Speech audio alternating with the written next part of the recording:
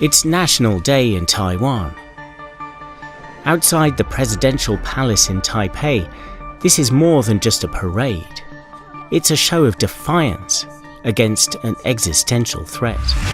China's military has just mounted its biggest show of force in a generation, a test run for a blockade or even invasion of Taiwan, a place China says is its own. Taiwan's president says no, and her people must be ready to fight. 台湾人民和朝野政党的最大的共识，就是捍卫主权以及我们民主自由的生活方式。这一点，我们没有妥协的空间。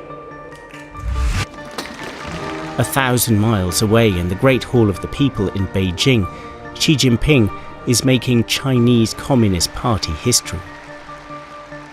With a third term at the top, and making his promise and his threat that one way or the other, Beijing will take control of Taiwan.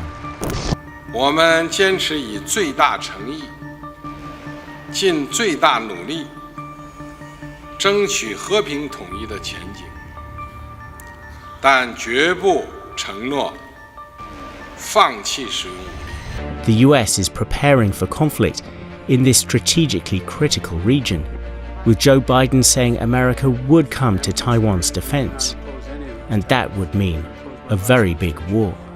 The escalation would almost be immediate.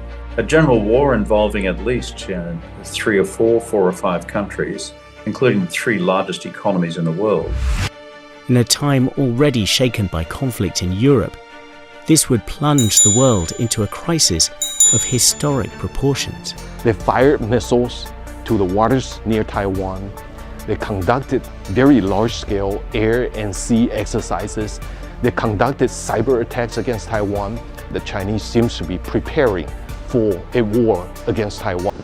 After nightfall in southern Taiwan, the Taiwanese army is holding live fire exercises, testing its strength to resist an invasion by China, and determined to show that it's ready for the fight.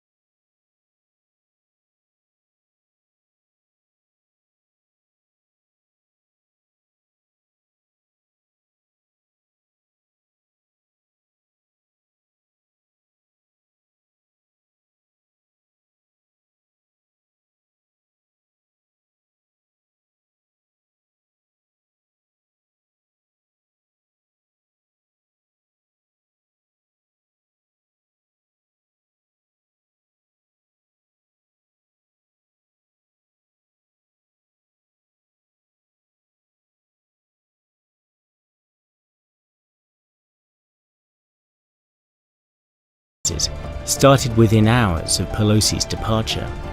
The message? America made us do this. But the Taiwanese say the Pelosi visit really wasn't such a big deal. If they can find Speaker Pelosi's visit to Taiwan as an excuse to launch such a large military-scale exercises, I think they can find many more excuses. The Chinese military threat against Taiwan will not stop Taiwan from making more friends. And at the same time, it will not stop international friends to come to Taiwan and show their support to us. Surveys show that a large majority of the population now identifies as Taiwanese rather than Chinese, and only a tiny minority want to reunify with China. And economically, Taiwan has become a global force to be reckoned with. Its semiconductor industry is the most advanced in the world and critical to global supply chains. The DPP party of President Tsai Ing-wen is known for championing Taiwan's autonomy and pushing back vigorously against Chinese pressure. 台海周边的情势紧张，威胁日益增强。国军各级部队在这段期间都加强戒备。Tsai announced a big hike in military spending just after the Chinese exercises, and her government says there will be more to come. But for all China's anger over the US arming Taiwan, it's the massive growth in Beijing's own military that is the real game changer. So the People's Liberation Army at the moment is undergoing a large-scale reform and modernization process under the leadership and guidance of President Xi Jinping, adding more advanced and more capabilities, more modern capabilities to the PLA's inventory in the air, sea, land, and of course also space and cyber domains. The man pushing all this forward, Xi Jinping, China's supreme leader. He insists that reunification with Taiwan is China's destiny, and he makes no bones about it. He reserves the right to invade. 解决台湾问题是中国人自己的事，要由中国人来决定。我们坚持以最大诚意，尽最大努力，争取和平统一的前景，但绝不承诺放弃使用武力。America's top diplomat, Tony Blinken, takes this seriously and says Xi might act sooner rather than later. There has been a change in the approach from Beijing toward Taiwan in recent years.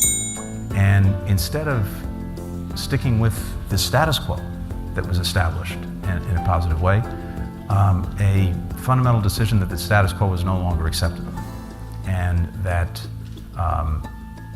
Beijing was determined to pursue reunification on a much faster timeline.